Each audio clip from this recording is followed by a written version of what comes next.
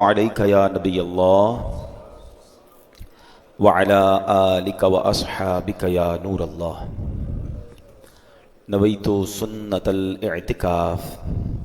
پیارے پیارے اسلامی بھائیوں اور سوشل میڈیا کے ناظرین، جب بھی مسجد میں داخل ہوا کریں تو اپنی یہ عادت بنائیں کہ اعتکاف کی نیت ضرور کر لیا کریں، کیونکہ یہ یاد رہے کہ مسجد میں کھانا پینا، سونا، سحری یا افطار کرنا یہ سب منع ہے۔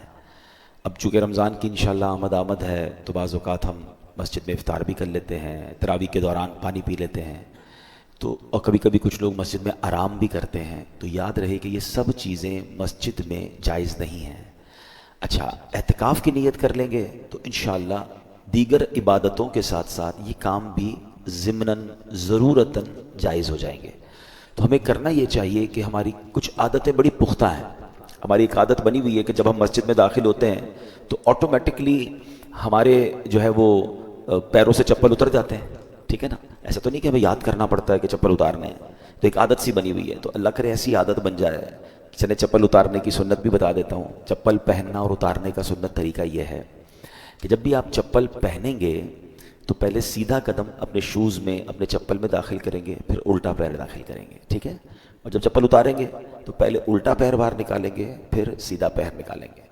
اچھا مجھے ایک بات بتائیں، سیدھا پیر پہلے پہنوں یا الٹا پہنوں فرق تو نہیں لگے گا، ٹائم بھی زیادہ نہیں لگے گا، لیکن اگر نبی پاک کی سنت یاد ہوگی تو چپل پہننے میں بھی سنت کا ثواب، چپل سے اتارنے میں بھی سنت کا ثواب، گیا کچھ نہیں، کوئی ایکسٹرا ایفرٹ نہیں، ثواب مل گیا۔ اور ثواب کتنا ملے گا کہ آقا علیہ الصلوۃ والسلام فرماتے ہیں، جس کا مضمون ہے کہ جو فتنہ امت کے وقت میری ایک سنت کو زندہ کرے گا اس کو 100 شہیدوں کا ثواب ملے گا۔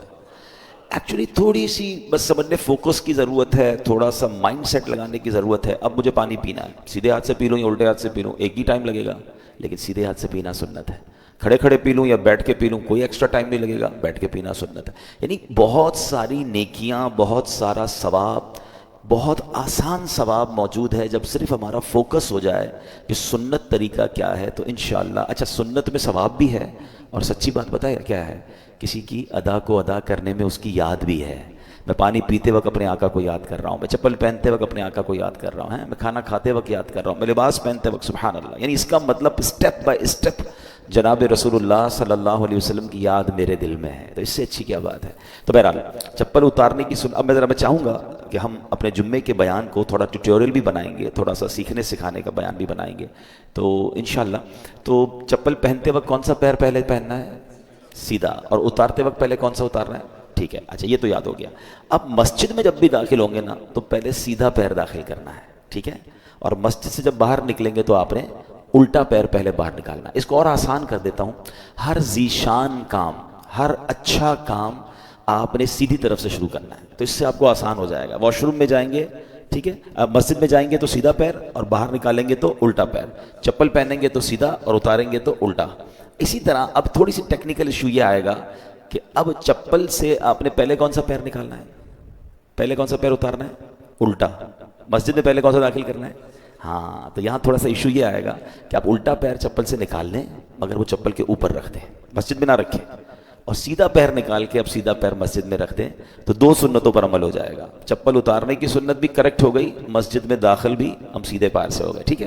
اسی طرح جب آپ مسجد سے باہر نکلیں گے تو آپ نے الٹا پیر باہر نکالنا ہے، مگر چپل میں کون سا پیر ڈالنا ہے؟ سیدھا ڈالنا ہے۔ تو آپ نے کیا کرنا ہے کہ الٹا پیر باہر نکالیں اور وہ چپل کے اوپر رکھ لیں، پہنے نا، اور سیدھا پیر سے چپل میں پیر داخل کر لیں، تو سبحان اللہ ود ان سیکنڈز کتنی ساری سنتوں پر اور آداب پر آپ کا عمل ہو جائے گا۔ تو اب جب چپل اتارنا obvious ہے، ہمیں یاد نہیں کرنا پڑتا، آٹومیٹکلی مسجد میں ہم سب چپل اتار کے آتے ہیں، تو اللہ کرے ایسی عادت بن جائے کہ جب داخل ہو جائے مسجد میں تو فوراً ہم اعتکاف کی نیت بھی کر لیں، تو انشاءاللہ ثواب کا میٹر شروع ہو جائے گا۔ تو یہ چونکہ رمضان قریب ہے تو اب اعتکاف کی نیت کو تھوڑا سا، اچھا اب اعتکاف کی نیت کسی کو یاد نہیں تو نیت دل کے ارادے کو کہتے ہیں۔ آپ صرف دل میں بھی یہ نیت کر لینا کہ میں اعتکاف سے ہوں، آپ کے اعتکاف کا ثواب شروع ہو گیا۔ زبان سے کہہ لیں، اپنی زبان میں کہہ لیں میں اعتکاف کی نیت کرتا ہوں، تو بھی اعتکاف کی نیت ہو گئی۔ عربی میں کہہ لیں وہ زیادہ ثواب ملتا ہے، اچھی چیز ہے، میرے آقا کی زبان ہے۔ عربی میں نیت کیا ہے؟ نویت سنت الاعتکاف، دہرا لیں، نویت سنت الاعتکاف۔ ماشاءاللہ، درود پاک کے بے شمار فضائل و برکات ہیں۔ سرکار دو عالم صلی اللہ تعالیٰ علیہ وسلم کا فرمان عالی شان جمعے کے حوالے سے بالخصوص آقا علیہ الصلوۃ والسلام فرماتے ہیں، جس کا مضمون ہے کہ جو کوئی شخص مجھ پر جمعہ کے دن 200 بار درود پاک پڑھے، اس کے 200 برس کے گناہ معاف کر دیے جائیں گے۔ تو جمعہ ایکچولی اسپیشلی درود پاک پڑھنے کا دن ہے، تو آپ نے اس میں کثرت سے درود پاک پڑھنا ہے۔ جمعے کے دن کی ایک نیکی 70 نیکیوں کے برابر ہے۔ آج مغرب تک غروب آفتاب سے پہلے پہلے آپ نے جو نیکی کرنی ہے، درود پڑھنا ہے، تلاوت کرنا ہے، ذکر کرنا ہے، کسی کو غریب کی مدد کرنا ہے، اللہ کی راہ میں خرچ کرنا ہے، کسی مریض کی عیادت کرنی، جو بھی دماغ میں سوچے میں نیکی آج کر لوں گا، ملٹیپلائی بائی 70۔ مغرب غروب آفتاب ہو گیا، ایک نیکی کروں گا تو ایک ثواب ملے گا۔ کیسی خوبصورت اسکیم ہے۔ کبھی کبھی کمپنیز کی طرف سے اسکیم آتی ہے نا کہ بھائی buy 1 get 1 free, special offer فلاں تاریخ تک، تو لوگ کہتے ہیں یار اس سے پہلے پہلے خرید لو، ڈبل فائدہ ہو جائے گا۔ یہاں ملٹیپلائی بائی 70 ہے، ٹھیک ہے؟ آج بھی اور آئندہ جمعوں میں بھی۔ اور سبحان اللہ، میرے رب کی رحمت دیکھیں کہ آئندہ جمعہ تو اگر ہم زندہ رہے، اللہ ہمیں خیر و عافیت کے ساتھ رکھے، انشاءاللہ اگلا جمعہ رمضان میں پڑھیں گے انشاءاللہ۔ اور جمعہ رمضان کا ہو پھر تو بات ہی کچھ اور ہے نا۔ بتاتا ہوں میں آپ کو کہ جمعے کے رمضان کے جمعے کی کیا بات ہے، سبحان اللہ۔ اچھا، اب یہاں درود پاک کی فضیلت پتہ چلی، لیکن درود پاک کو آرڈنری لے لینا، درود پاک کو آپ یوں سمجھیں کہ ایک گرانٹڈ لے لینا، پڑھ لیا تو ٹھیک ہے، نہیں پڑھا تو کوئی بات نہیں، ایسا نہیں ہے۔ درود پاک ایک بڑا امپورٹنٹ وظیفہ ہے۔ اب میں جو حدیث سنانے جا رہا ہوں، اس میں آپ کو نہ صرف درود پاک کی فضیلت اور اہمیت کا پتہ چلے گا، بلکہ اس میں آپ کو 3 اہم چیزیں پتہ چلیں گی۔ سرکار دو عالم صلی اللہ تعالی علیہ وسلم کا فرمان عالی شان ہے، جس نے ماہ رمضان کو پایا اور اس کے روزے نہ رکھے وہ بدبخت ہے۔ ٹھیک ہے، رمضان کو ہم نے اگر حاصل کرنا ہے تو پھر اس کی خوب قدر بھی کرنی ہے۔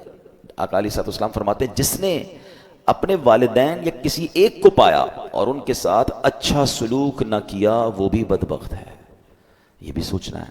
پھر آقا فرماتے ہیں کہ اور جس کے پاس میرا ذکر ہوا اس نے مجھ پر درود نہ پڑھا وہ بھی بدبخت ہے۔ اب آپ غور کریں، یہ 3 چیزیں۔ اب نبی پاک جس کو بدبخت کہہ دیں تو پھر تو گئے نا۔ تو ماں باپ کی قدر، نبی پاک کا ذکر خیر ہو، فوراً درود پاک صلی اللہ تعالی علی محمد صلی اللہ علیہ وسلم۔ اور پھر فرمایا کہ رمضان کے روزے نہ رکھے وہ بدبخت ہے۔ تو اللہ کرے کہ ہم درود پاک کی قدر سمجھنے والے بن جائیں، محبت کے ساتھ بآواز بلند درود پاک پڑھ لیں۔ صلو علی الحبیب صلی اللہ تعالی علی محمد صلی اللہ علیہ وسلم۔ مرحبا صد مرحبا، پھر آمد رمضان ہے، کھل اٹھے مرجھائے دل، تازہ ہوا ایمان ہے۔ یا خدا ہم عاصیوں پر یہ بڑا احسان ہے، زندگی میں پھر عطا ہم کو کیا رمضان ہے۔ ابر رحمت چھا گیا ہے اور سما ہے نور نور، فضل رب سے مغفرت کا ہو گیا سامان ہے۔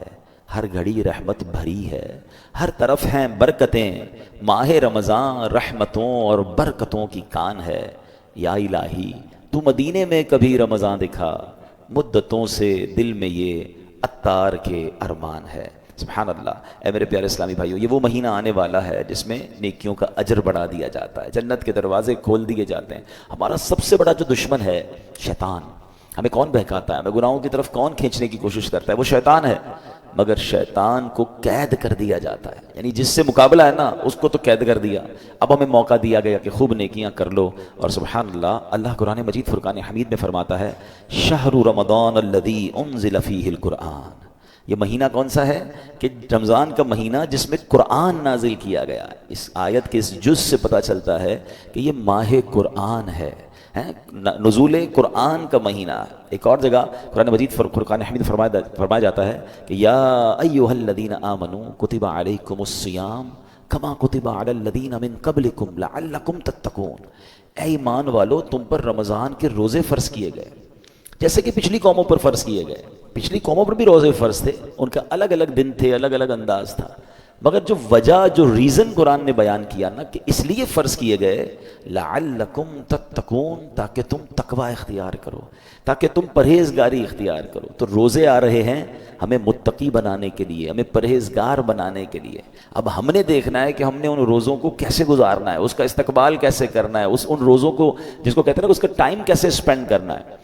بدقسمتی یہ ہے کہ کچھ لوگ روزے رکھ کر بھی گناہ کر رہے ہوتے ہیں، روزے رکھ کر بھی اللہ کی نافرمانی کر رہے ہوتے ہیں۔ ایک بات یاد رکھیے، روایتوں میں آتا ہے کہ جو بندہ بھوکا پیاسا رہے روزہ رکھے اور پھر بھی گناہ سے باز نہ آئے تو اللہ کو ایسے بھوکا پیاسا رہنے کی کوئی حاجت نہیں ہے۔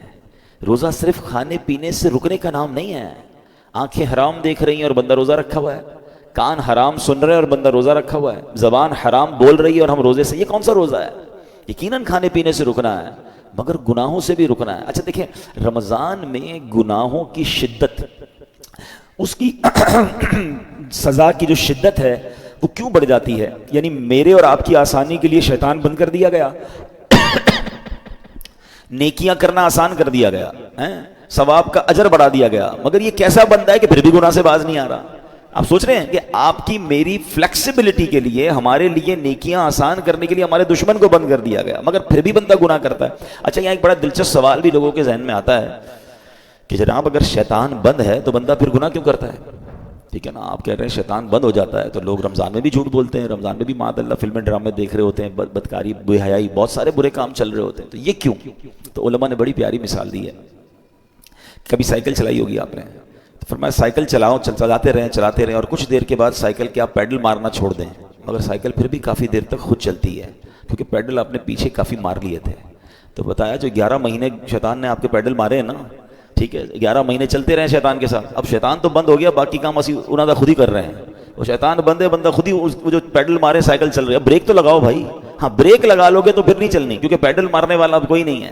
مگر مسئلہ یہ کہ ہم بریک مارنے کے لیے تیار نہیں ہوتے نا، ہماری جو عادتیں ہیں ہم اس کو کنٹینیو کر لیتے ہیں۔ معاذ اللہ جس کی جھوٹ بولنے کی عادت، بد نگاہی کی عادت، موبائل پر الٹی سیدھی چیزیں دیکھنے کی عادت، لڑائی جھگڑے کی عادت، گالی گلوچ کی عادت، حرام کمانے کی عادت، وہ رمضان میں اس لیے بند نہیں ہوتی کہ اس نے بریک نہیں لگاتا۔ وہ مجھے اور آپ کو ابھی سے بریک لگا لینا ہے، 3-4 دن تو شیطان سے لڑ لو یار، پھر تو ویسے ہی رمضان آ جائے گا، وہ بند ہو جائے گا۔ ابھی سے پریکٹس کرنی ہوگی۔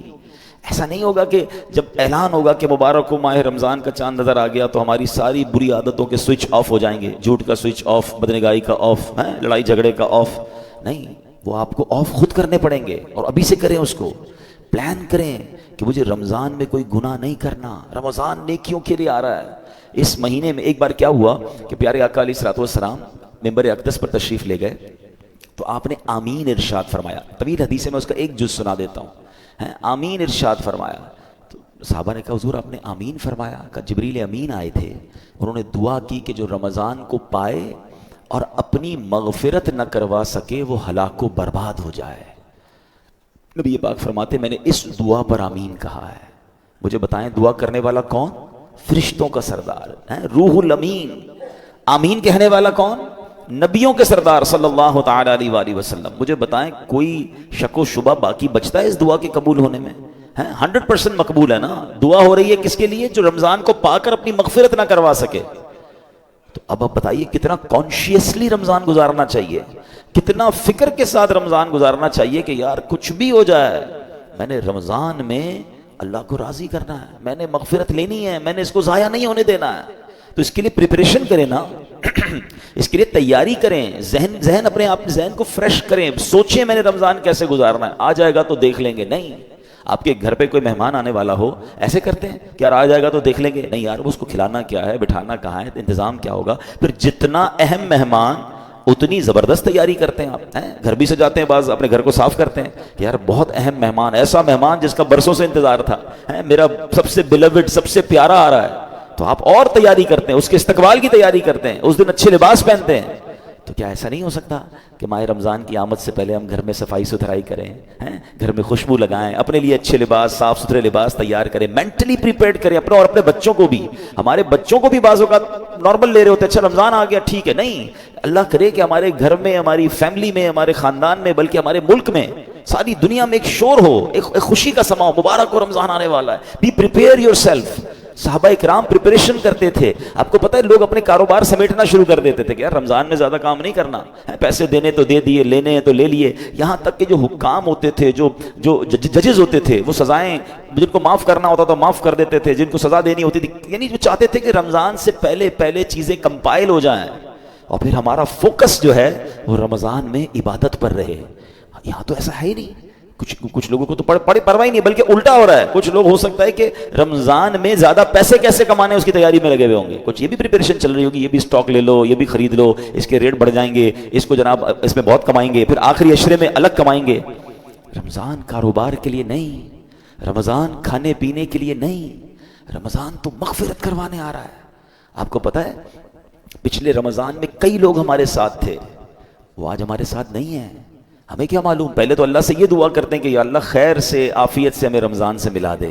بڑی پیاری دعا ہے نا، اللہم بلغنا رمضان بالصحت وعافیہ، اے اللہ ہمیں رمضان سے صحت اور عافیت کے ساتھ ملا دے۔ پہلی دعا تو ہماری یہ ہے، اور پھر دوسری دعا یہ ہے کہ اللہ یہ رمضان ہمیں ہماری مغفرت کا سامان بن جائے۔ کیا پتہ یہ آخری رمضان ہو ہمارا، تو ہمیں اس کی قدر کرنی ہے، ذہنی طور پہ تیار ہو، بلکہ میں تو مشورہ دیتا ہوں فزیکلی بھی تیار ہونا شروع ہو جائیں۔ زیادہ محنت کے کام تھوڑا کم کر دیں، تھکاوٹ والے کام کم کر دیں، زیادہ ٹریولنگ کم کر دیں، کیونکہ اگر آپ کی طبیعت خراب ہو گئی ہے، اگر جس کو فکر ہے نا کہ میں نے پورے روزے رکھنے ہیں، پوری تراویحاں پڑھنی ہیں، تو وہ اپنے آپ کو ذرا سیکیور کرے گا۔ آپ کو پتہ ہے جس کی شادی ہوتی ہے کیا کہتے ہیں دولہے کو، بھائی ذرا خیال رکھنا، شادی والے دن ہی بیمار مت ہو جانا، شادی سے 4 5 6 دن پہلے 8 دن پہلے اس کو ریسٹ کرواتے ہیں، اس کو زیادہ ٹریول نہیں کرواتے۔ ٹھیک ہے، اچھی بات ہے، ایک بڑا ایونٹ ہے، تو جس طرح اپنے گھر کے کسی بڑے ایونٹ کی آپ پریپریشن کرتے ہیں، یو شوڈ تھنک اباؤٹ رمضان۔ یہ اللہ کی طرف سے تحفہ آ رہا ہے، یہ وہ مہینہ ہے جو میری مغفرت مجھے بخشوانے آ رہا ہے۔ مولا علی شیر خدا کرم اللہ تعالی وجہ الکریم کیا فرماتے ہیں؟ فرماتے ہیں اگر اس امت کو، اس کا مضمون ہے آپ کی کال کا، اس امت کو اگر اللہ کو عذاب دینا ہوتا نا، اللہ کی رضا یہ ہوتی کہ اس امت کو پنشمنٹ ملے، تو اللہ انہیں رمضان اور قرآن عطا نہ فرماتا۔ یہ 2 چیزیں ایسی دے دی ہیں نا، جس کو پکڑ لو نا سبحان اللہ پھر بیڑا پار ہے۔ ہاں، رمضان اور قرآن دونوں قبر میں شفاعت کرتے ہیں۔ کیسے؟ رمضان کہتا ہے یا اللہ میں نے اس بندے کو جو ہے وہ کھانے پینے سے روکا تھا، دن میں کھانے پینے سے روکا تھا۔ قرآن کہے گا مولا رات میں نے سونے سے روکا، یہ قرآن پڑھتا تھا، تراویح سنتا تھا۔ تو جس نے رمضان اور قرآن کو تھام لیا نا، یہ دونوں آپ کا کام کریں گے، یہ شفاعت کریں گے قیامت کے دن۔ مگر جو نہ دن میں روزے رکھے نہ رات تراویح پڑھے، جو نہ دن میں عبادت کرے نہ دن میں اللہ کو راضی کرے نہ رات قرآن سے محبت کرے، تو وہ کیا کہاں جائے گا؟ Try to understand. ایک حدیث، اتنی حدیثیں میں آج بہت ساری چیزیں لے کر آیا تھا، مگر میں آپ کو کہوں کہ اگر رمضان کی فضیلت پر صرف ایک حدیث جو نبی پاک نے فرمائی نا، ون لائنر، عقل مندارا اشارہ کافی است، کہتے ہیں نا عقل مندوں کے لیے اشارہ کافی ہوتا ہے۔ آقا کی ایک لائن کی جو حدیث ہے نا، سرکار دو عالم صلی اللہ علیہ وسلم فرماتے ہیں اگر میری امت کو معلوم ہوتا کہ رمضان کیا ہے، اگر میری امت کو معلوم ہوتا کہ رمضان کیا ہے، تو وہ تمنا کرتے کہ سارا سال ہی رمضان ہو۔ That's it۔ اسی سے بندہ سمجھ جائے کہ it means very big special, not only special۔ ایسا مہینہ ہے، اور نبی پاک سبحان اللہ آپ کا ایٹیٹیوڈ ہی بدل جاتا تھا، آپ کا اسٹائل ہی بدل جاتا تھا۔ آپ تو اللہ کے حبیب ہیں، دن رات اللہ کی عبادت میں تھے، مگر بی بی عائشہ صدیقہ رضی اللہ تعالیٰ عنہ فرماتی ہیں، لیکن گھر کی بات تو گھر والے ہی بتا سکتے ہیں نا۔ ہماری امی حضور بتاتی ہیں کہ رمضان آتا میرے آقا کے چہرے کا رنگ بدل جاتا، خوف خدا، گڑ گڑاتے تھے، روتے تھے، دعائیں کرتے، بستر پر کم آتے ہیں، رات رات بھر نوافل اور دعائیں ہو رہی ہیں، سبحان اللہ۔ اب مجھے بتائیں کہ اللہ کے حبیب ہیں جن کے صدقے مجھے اور آپ کو رمضان ملا ہے، وہ بستر پر کم جا رہے ہیں، وہ رات بھر عبادت کر رہے ہیں، ان کے چہرے کا رنگ بدل رہا ہے۔ جبریل امین آتے تھے تو پیارے آقا جبریل امین کے ساتھ قرآن کا دور کرتے تھے، اور سبحان اللہ خوب سخاوت کرتے تھے۔ یہ میرے آقا کے چند وہ کام ہیں جو اب ماہ رمضان میں اسپیشل کرتے تھے۔ ہمارے یہاں حال کیا ہے، آقا آرام کم کر دیتے تھے، ہم آرام بڑھا دیتے ہیں۔ ہمارے کئی لوگ رمضان میں سوتے ہی رہتے ہیں۔ بھائی آپ سوتے رہیں گے تو آپ نے پھر کیا روزے کو پایا؟ دیکھیں ایکچولی روزے کے کچھ میسیجز ہیں۔ روزہ ایسے رکھنا ہے، ایک تو جیسے میں نے بتایا کہ صرف کھانے پینے سے نہیں، گناہوں سے بھی بچنا ہے۔ دوسرا آپ کو نکاہت فیل ہو، اس کا ایک مقصود ہے کہ جب عصر کے بعد خاص طور پہ ماشاءاللہ کئی لوگ میں جانتا ہوں مجھے یہاں بھی نظر آ رہے ہیں، مزدور بھی ہیں ہمارے بھائی، نوکری پیشہ بھائی بھی ہمارے بیان میں آئے ہیں، تو یہ مجھے تو ان پہ یقین کریں رشک آتا ہے۔ اصل روزہ ہی ان کا ہے۔ ایسے بھی ماشاءاللہ ہیں جو صبح 8 9 بجے سے کام پہ جاتے ہیں اور بھی محنت مزدوری بھی کر رہے ہوتے ہیں اور سبحان اللہ روزہ بھی رکھتے ہیں۔ اللہ ان کے صدقے ہم ناکاروں کا روزہ قبول فرما لے۔ ہم میں کئی وہ ہیں جو ایئر کنڈیشن روم میں بیٹھے رہتے ہیں، کام بھی ہے تو ٹیلی فون پر کام کرنا ہے، نو ڈاؤٹ روزہ ہمارا بھی ہے، لیکن اصل روزہ تو ان کا ہے نا، جو اتنی محنت کر کے بھی روزہ چھوڑتے نہیں ہیں۔ ہاں چھوڑنا نہیں ہے، یہ نہیں کہہ سکتے کہ یار میرا بڑا محنت والا کام ہے، بڑی مزدوری والا کام ہے۔ کام سے مت کہو میرا روزہ ہے، روزے سے مت کہو میرا کام ہے، کام کو کہو میرا روزہ۔ آپ کام کم کر دیں، تھوڑا کر لیں، مگر روزہ نہیں چھوڑ سکتے۔ تو میں یہ بتانا چاہ رہا تھا کہ آپ نے دیکھا جب آپ کا روزہ ہوتا ہے تو عصر کے وقت بڑی عجیب سی فیلنگ شروع ہو جاتی ہے، کسی چیز کا جی نہیں چاہتا، تھکاوٹ لگ رہی ہوتی ہے، پیاس لگ رہی ہوتی ہے، زیادہ بات کرنے کو جی نہیں چاہتا، غصہ کرنے کو جی نہیں چاہتا، بحث کرنے کو جی نہیں چاہتا۔ کیوں؟ کیونکہ ہماری باڈی میں اب انرجی کم ہو گئی ہے۔ تو اس میں پتہ ہے میسج کیا ہے؟ اے بندے تیری اوقات یہ ہے. یہ اصل اوقات جو پتہ چلتی ہے نا، جو کرو فر جاہو جلال کے ساتھ بہت زیادہ دھوم مچا رہے ہوتے ہیں، ان کو افطار سے پہلے اپنی پوزیشن خود چیک کرنی چاہیے کہ ابھی کیا حال ہے. اور یہ صرف 12-15 گھنٹوں کی مار ہے. اللہ پاک چاہے تو تمہیں ساری زندگی ایسے رکھ سکتا ہے نا. افطار کے بعد سیٹ ہو جاتے ہو، لیکن یہ افطار سے پہلے کی کیفیت عاجزی کی کیفیت ہے. بندہ سمجھے کہ یہ میری اوقات ہے. دیکھیں اللہ کرے میسج لینے والے بنے ہم، ورنہ نہیں لینے والے تو کچھ نہیں لیتے. اسی طرح جب میں اور آپ بیمار ہوتے ہیں، ہلکا سا بخار ہو جائے، پیٹ خراب ہو جائے، وہ کہتے ہیں نا پنجابی میں لگ پتا جاتا ہے ساڑی اوقات کی ہے. نہ بستر سے کھڑے ہونے کی ہمت، نہ بات کرنے کی ہمت، سردی لگ رہی ہے تو گھر والے کمبل اڑا رہے ہیں. کیسا بندہ جس کے جناب جاہو جلال، جس کے روب و دبدبا ہے، بالکل ایسا ہو جاتا ہے کسی کام کا ہی نہیں ہوتا ہے. لیکن بات یہ کہ اس سے بندہ میسج تو لے کہ یہ میری اوقات یار. ایک بخار، ایک پیٹ کا درد، ایک جناب گڑبڑ ہوئی طبیعت میں، بالکل میں تو 1 2 3 ہو گیا. تو میسج لو اس سے کہ یہ میری اوقات ہے. میں کس بات کا جناب اتراتا ہوں، کس بات کا کرتا ہوں. میرا رب چاہے تو ساری میری انرجی مجھ سے واپس لے سکتا ہے. پھر روزے میں افطار سے پہلے ایک اور میسج لینا ہے. وہ میسج یہ ہے کہ ہمیں یہ پتا چلتا ہے کہ بھوک کیسا بندے کو توڑ دیتی ہے. ہمیں پتا ہے ہم افطار کے بعد کھانا کھا لیں گے، مگر کئی بیچارے وہ ہوتے ہیں جو سارا سال بھوکے ہیں.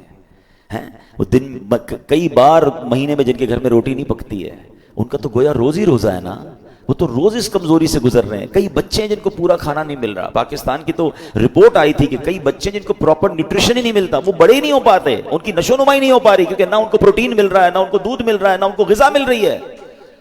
تو جو امیر بھی ہے نا، اس کو بھی مزہ چکھا دیا گیا ہے، اس کو بھی سمجھ لو غریب کا احساس دلایا گیا ہے کہ افطار سے پہلے اپنی حیثیت دیکھو کہ جو تم اب اس وقت فیل کر رہے ہو سکتا ہے کئی لوگ ایسے ہو جو ساری زندگی یہ فیل کر رہے ہیں. تو اللہ کرے کہ یہ میسیجز تو لینا یار. تو یہ ہے روزے کی اصل، جس کو کہنا کہ بندہ گناہ سے بھی بچ رہا ہے، کھانے پینے سے بھی بچ رہا ہے. اب افطار کے وقت ہاتھ اٹھا کر پھر دعا کرنی ہے. آپ کو پتہ ہے خاص وقت ہے افطار کا، حدیثوں میں آتا ہے جس کا مضمون ہے کہ روزانہ رمضان میں افطار کے وقت 10 لاکھ گناہ گاروں کو جہنم سے آزاد کر دیا جاتا ہے. اور وہ 10 لاکھ کون سے ہیں؟ کہ جن پر گناہوں کی وجہ سے جہنم واجب ہو چکا تھا. مجھے سچ بتاؤ پھر افطار کے وقت ہماری کیفیت کیا ہونی چاہیے؟ کاش ہم اپنے گھر والوں کو بات سمجھائیں. میرا بیان لائیو بھی جا رہا ہے، بعد میں بھی سنا جائے گا. ہمارے گھر میں تو ہنگامہ مچا ہوا ہوتا ہے، بھائی جلدی سے شربت لے آؤ، تو پکوڑے کدھر ہیں، تو دہی بلے کدھر ہیں، پتہ نہیں افطار ہے یا کوئی مارکا ہے. ارے یہ مغفرت کا وقت ہے. اگر واقعی آپ نے افطار کا انتظام کرنا بھی ہے تو اپنی فیملی سے بھی، ان بیچاروں کو بھی کچن سے نکالیں، ان کو کہیں 10 منٹ پہلے ختم کر دیں، سب کچھ دسترخوان پہ رکھ دیں اور آپ بھی آ جائیں. اب مل کے دعا کرتے ہیں. کتنا اچھا گھر ہوگا، کتنا اچھا دسترخوان ہوگا کہ باپ بھی بیٹھا ہے، ماں بھی بیٹھی ہے، بچے بھی بیٹھے ہیں، اور سب کے ہاتھ اٹھے ہیں کہ مولا آج پھر افطار میں 10 لاکھ بخشے جائیں گے. اے اللہ ہماری بخشش فرما دے، ہمیں محروم نہ کیجیے. اور کراچی والوں کو تو گولڈن چانس یہ ملتا ہے کہ جس وقت ہمارے افطار کا وقت ہوتا ہے، عین اسی وقت یعنی اس سے 15-20 منٹ آدھا گھنٹہ پہلے مدنی چینل پر شاندار دعاؤں کا سلسلہ ہوتا ہے. آپ اپنے گھر والوں کے ساتھ مدنی چینل پر شامل ہو جائیں. وہ دعائیں ہو رہی ہیں، آہیں ہیں، آنسو ہیں، اللہ کے ولی اور پھر ہزاروں لوگ اعتکاف میں پورے مہینے کے رمضان میں فیضان مدینہ میں ہوتے ہیں. تو نہ جانے کس کی آمین کے صدقے ہمارا بیڑا پار ہو جائے. بلکہ میں تو ایک مشورہ دوں گا کراچی والوں کو کہ کچھ افطار فیضان مدینہ میں جا کر کریں. آپ کو بہت ساری فرائز نہیں ملیں گی وہاں پر، بہت خوبصورت فروٹ کی ٹرے نہیں ملے گی، مگر روحانی آپ کو بہت کچھ ملے گا. وہاں فیضان مدینہ میں یہ اہتمام ہی نہیں ہوتا. وہاں پانی کی بوتل دے دی جاتی ہے، 1-2 کیلے دے دیے جاتے ہیں. اس کے بھی پیچھے بھی امیر اہل سنت کی بڑی پیاری حکمت ہے. اللہ کرے ہم کو سمجھ آ جائے کہ افطار سے پہلے جس نے سموسے بھی کھانے، کباب بھی کھانی، پیاز بھی اس میں ڈلی ہوئی ہے، اور اس کے بعد نماز بھی مغرب کی پڑھنی ہے، تو منہ سے بدبو نہیں آئے گی. اللہ کرے ہم مسجد کی نماز کی قدر محسوس کریں. بھائی سب چیزیں مغرب کے بعد بھی تو ہو سکتی ہیں نا، تو پانی پی لیں، کھجور کھا لیں، منہ کو اچھی طرح صاف رکھیں تاکہ ہم عبادت کر سکیں. تو یہ ایکچول دعا کا وقت ہے. تو میں مشورہ دوں گا کہ آپ عصر کے بعد فیضان مدینہ چلے جایا کریں، جب جا سکیں وہاں افطار کریں، پھر گھر آ کے جو کھانا ہے کھائیں بھائی. لیکن وہ جو وقت ہے مغفرت کا، وہ جو وقت ہے دعاؤں کا، اس کو ضائع مت ہونے دینا. اور یہ رمضان میں یہ موقع آتا ہے تو آپ گھر میں دعا کریں، مدنی چینل پر شامل ہو جائیں، جیسے بھی کریں، مگر اس وقت کو خاص سمجھیں. بٹ رہا ہے، مغفرت کے پروانے بٹ رہے ہیں. اور اسی طرح جیسے میں نے بیان میں کہا آخری بات کہ ماہ رمضان میں گناہ نہیں کرنا. حدیث پاک میں آتا ہے جس کا مضمون ہے جو رمضان میں ایک گناہ کرے اس کے 1 سال کے اعمال برباد کر دیے جاتے ہیں. مولا علی شیر خدا کرم اللہ تعالی وجہ الکریم نے ایک قبر کو دیکھا. آپ اللہ کے ولی تھے، بہت بڑے صحابی بھی ہیں. تو آپ نے دیکھا اس قبر والے کو عذاب ہو رہا ہے، اور وہ قبر والا پکار رہا ہے، یا علی انا غریق فی النار و حریق فی النار. اے علی میں آگ میں جلایا جا رہا ہوں، مجھے الٹا پلٹا جا رہا ہے، مجھے بچاؤ. مولا علی شیر خدا کرم اللہ تعالی وجہ کریم نے اللہ کی بارگاہ میں دعا کی کہ مولا یہ بندہ جل رہا ہے، اسے نجات دے دے. تو ارشاد ہوا اے علی آپ اس کی سفارش نہ کریں. تو عرض کرتے مولا میں سفارش نہ کروں، وجہ کیا ہے؟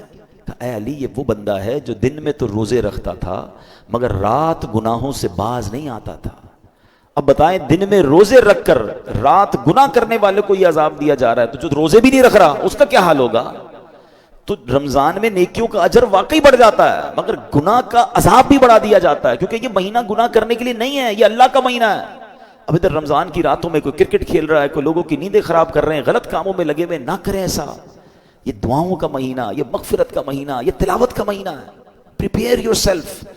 بہرحال اللہ کرے کہ ہم اپنے اس مہینے کی قدر کرنے میں کامیاب ہو جائیں. دعوت اسلامی کے زیر انتظام مدنی چینل پر بھی بہت خوبصورت پروگرامز آتے ہیں. جب جب آپ کو وقت ملے آپ مدنی چینل دیکھنا شروع کر دیں. علم دین سیکھ رہے ہوں گے، دعائیں ہو رہی ہوں گی. جیسا کہ میں نے کہا کہ فیضان مدینہ میں مرکز میں 30 دن کا اعتکاف، 6000 کے قریب لوگ آ رہے ہیں، پوری دنیا سے لوگ آ رہے ہیں. تو آپ اعتکاف پورے مہینہ کا کر لیں، نہیں کر سکتے تو جتنا وقت وہاں جا کے بتا لیں تو اس کی برکتیں حاصل ہوں گی. اور ایک اچھی خبر میں آپ کو دے دیتا ہوں اس مسجد کے نمازیوں کے لیے کہ اب مجھے یہ حکم دیا ہے یہاں کی انتظامیہ نے، اور میں نے بھی نیت کر لی ہے کہ انشاءاللہ جب میں کراچی میں ہوا کروں گا تو انشاءاللہ جمعے کی جو بیان ہے وہ انشاءاللہ میں یہاں حاضری دیا کروں گا، اور انشاءاللہ جمعے کی نماز بھی انشاءاللہ پڑھانے کی سعادت حاصل کروں گا. تو گزارش یہ ہے کہ آج پہلا جمعہ تھا، اب آئندہ جمعے میں انشاءاللہ آپ کوشش کریں کہ جلدی آ جائے کریں. ہم 2:15 بجے بیان شروع کر دیا کریں گے اور انشاءاللہ پوری کوشش کر کے 3 بجے ہم جمعے کی نماز کھڑی کر دیں گے. اور رمضان میں بھی انشاءاللہ میری ہر جمعے میں حاضری ہوگی. تو انشاءاللہ میری ایک اور نیت بھی ہے کہ میں